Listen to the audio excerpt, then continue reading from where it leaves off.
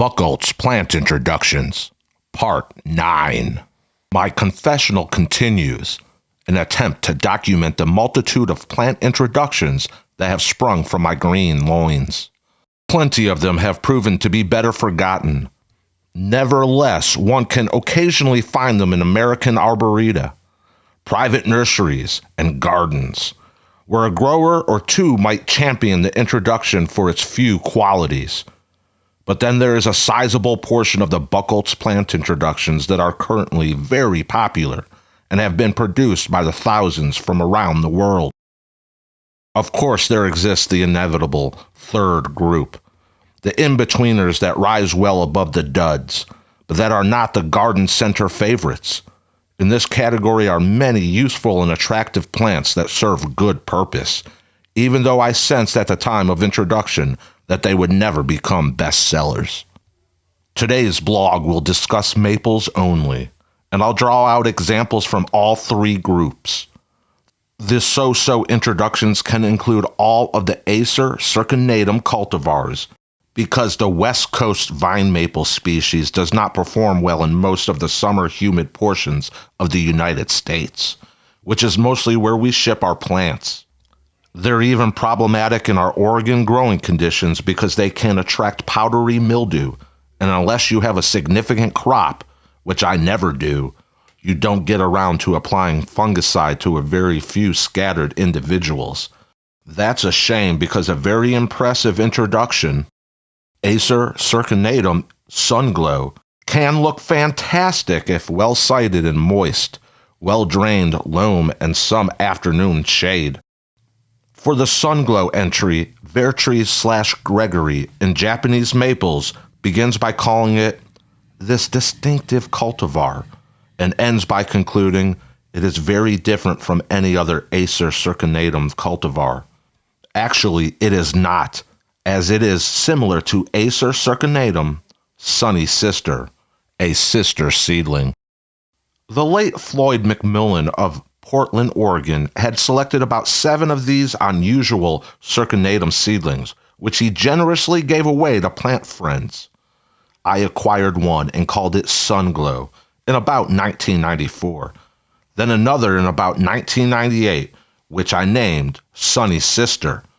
But I don't know what became of the rest of them. The original Sunglow is planted in full sun in the nursery's short road section, and since it struggles somewhat by midsummer, it is only 6 foot tall by 8 foot wide at 30 years of age. The original Sunny Sister was sold long ago, but an early propagant still hovers in the blue forest. It handles the full sun much better than Sunglow, and it currently rises to 10 foot tall and stretches to 15 foot wide. Both originals were the same age, from the same batch of vine seedlings that the amateur McMillan was playing with. Sadly, Mr. M passed before I acquired 2 of his seedlings, and I was never able to meet the man. But he was survived by his wonderful wife Kathleen, who was sharp and beautiful, and she taught piano lessons well into her 90s. The handful of times that I met her, she was pleased to hear that I admired and named 2 of her husband's seedlings, as if that somewhat brought him back to life. Neither of the previous 2 vine maples will ever be commonly grown, not even in Oregon gardens, but the avid Northwest plants person can certainly find a place for them, especially in a collection that features or promotes the use of natives. Probably lost to obscurity, though, is a dwarf that originated from a witch's broom at Portland, Oregon's Hoyt Arboretum. I was alerted to its existence by the conifer guru from Vermont, Greg Williams, who was visiting Oregon nurseries and gardens in about 1995. It took me some time to locate the broom on my own, for it occurred low to the ground, amongst the weeds and the leaf litter. And I confess that upon my rediscovery, I was a little disappointed with the mere glob of congested foliage. Nevertheless, I snitched a few sticks and labeled the grass with WB Hoyt, a code name that was never improved. The world of maple cultivars already included Acer circinatum Little Gem, which was sourced from a witch's broom discovery in Stanley Park, Vancouver, British Columbia, about 40 years prior. And witch's broom Hoyt added no discernible improvement. Furthermore, the Hoyt broom got mixed up somewhere along the way with the aforementioned Sunny Sister, and that screw-up either occurred at my nursery or from one of my customers. WB Hoyt should be totally green, but the one that was assessed by the Hoyt displayed the orange new foliage of Sunny Sister, but I never knew whence they sourced it. I wonder if the true WB Hoyt exists anywhere anymore. I regret that it was possible my company fouled the nomenclature and contributed to its demise. But at least I have a photo of the late author, friend Peter Gregory, gleefully admiring the broom. I explained to him that I further observed, after at least a decade of visits, that the broom and the parent tree leafed out at 3 weeks apart from each other, and that they also displayed their fall color about 3 weeks apart as well. Now, I have forgotten which event occurred first, the chicken or the egg. The mutation or the parent. I cannot return to ascertain the chronology because the last time I revisited the phenomenon, the parent tree and its mutant broom had both disappeared, and Martin Nicholson, the curator of the Hoyt, revealed that it had died. And now they have installed a minor syringa collection in the Acer circinatum steed. I gloom that it was lost to opportunity to demonstrate the marvels of horticulture. Maybe some explanation to the public, children I hoped, about the origin of species.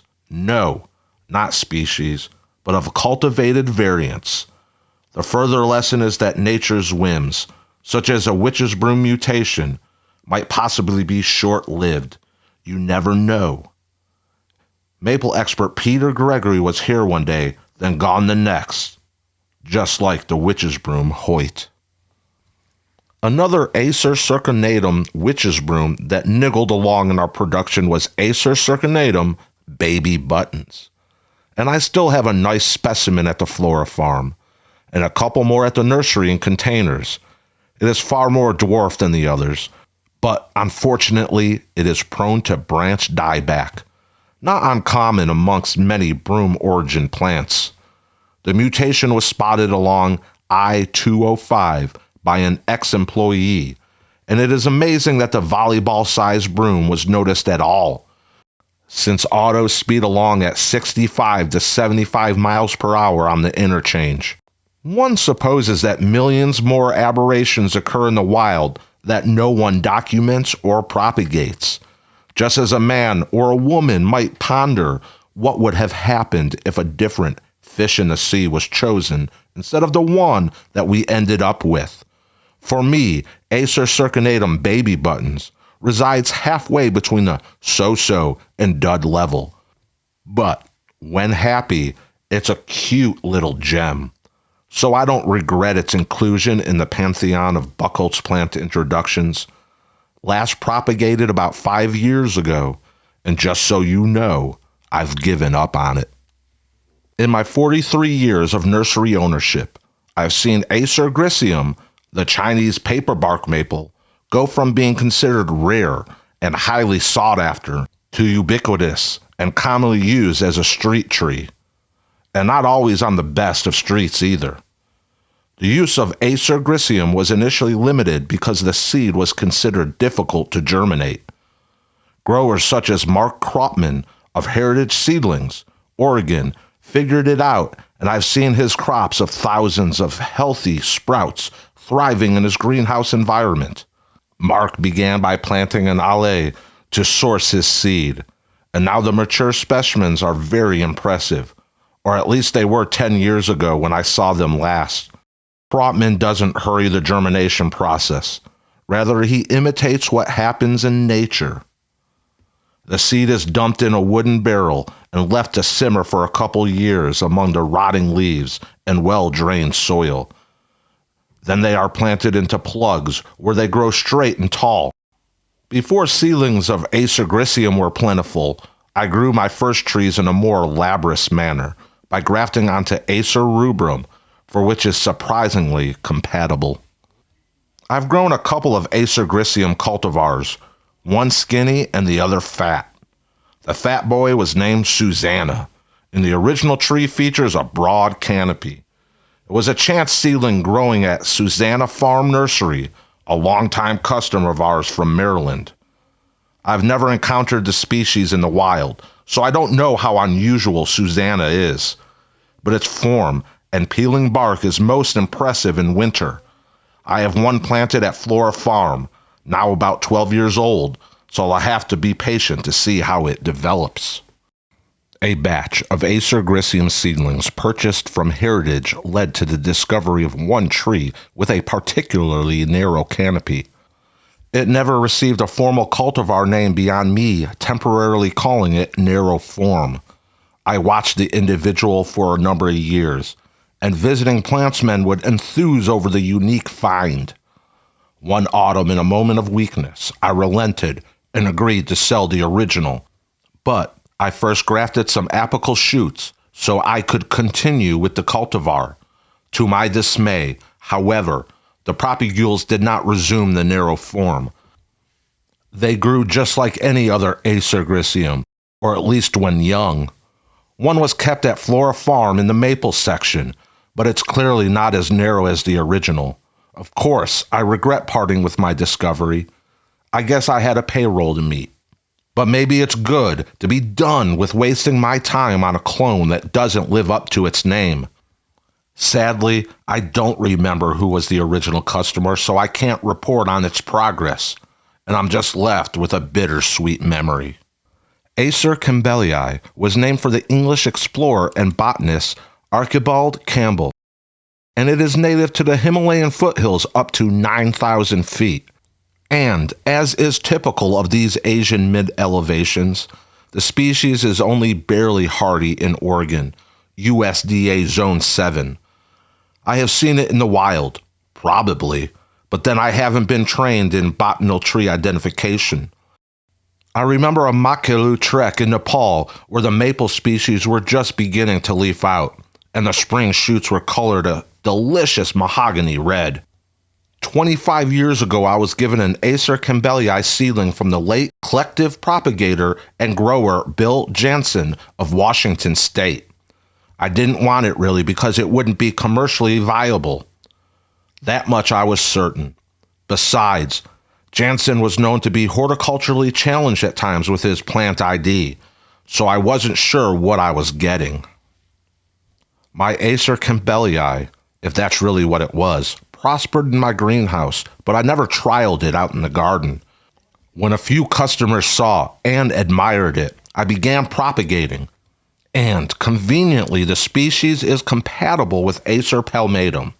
However attractive it was, sales were still weak because it was perceived to be a borderline hardy, and that it was a species that grew too large to fit in most gardens.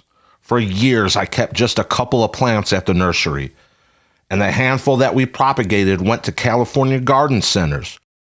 Fresh spring leaves are wildly marked with cherry red, then mature to a bronze red with prominent lime green veins. For me, this maple overflows with joy and enthusiasm, hence exuberance, a word that originates from Latin meaning an overflowing supply of milk from the udder of a cow or goat. The same Mr. Jansen, who gifted me the Acer Campbellii seedling, also played around with the seed of an Acer Tatericum subspecies Genala emerald elf, and he presented me with a seedling he believed was even more dwarfed than the parent. The little 5-year-old bush was less than attractive when I received it in August, but I warmed up to it when it flamed to brilliant red that autumn. Now, at about 25 to 30 years of age, it has been growing in the rockery of the nursery blue forest and currently measures 3 foot tall and wide. It looks healthy, and the tiny leaves shine. And our recent 108-degree Fahrenheit scorcher didn't bother it at all. About 10 years ago, I passed it on my way to get cuttings off of something else, and I noticed that it had sprouted a number of 1 to 2 inch shoots, but never before had it behaved so enthusiastically. On a whim, I stopped and I harvested about 50 cuttings, and to my surprise, they all rooted. Now, propagating is easier since we can source the cuttings from more luxurious greenhouse-grown plants. But as I approach my career's end, we have abandoned most summer cutting production altogether. I cannot compare my little elf to the seed parent emerald elf, as I've never grown the latter. Fall color can be intense, but it seems to last only a couple of days before the leaves turn brown and drop. And I suspect that no Buchholz employee, past or present, could tell you where the original is planted.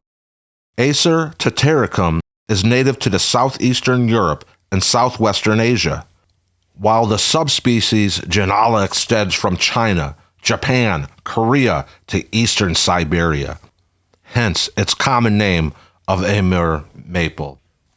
The Amur River is the world's 10th longest river at 2,761 miles, 4,444 kilometers, and is known in Chinese as the Heilong Ying, or Black Dragon River, and at the end of its course it empties into the Strait of Tartary. All of the maples discussed thus far in this blog have been either mildly successful commercially or complete failures. Not that the plantsman necessarily judges the worthiness of a tree by how it fares commercially. The common denominator for their limited success is that none of them are Acer palmatum cultivars, as that's the species that Buchholz Nursery has built itself around and comprises about 90% of our maple sales. I'll finish this part 9 with 2 Acer palmatum cultivars that are very popular with our customers. Acer palmatum Golden Falls and Yellow Cascade. Both originated as seedlings from Acer palmatum Ryusei in about 2008. And they resemble the mother tree with its compact weeping habit. We germinated about 1,000 seedlings, and approximately 20% displayed the pendulous characteristic, while the remainder were normal palmatum uprights. Out of the 200 or so weepers, 2 featured yellow foliage and were set aside to observe, while the remainder were labeled X Ryusei and sold as random green prostate seedlings. The slower of the 2 selected seedlings is Acer palmatum Yellow Cascade, but not by much. In August, the foliage of both appears light green, but in early spring the Yellow Cascade emerges with a soft yellow color, while Golden Falls is a strong orange. Similar, but different. Like 2 lovely sisters.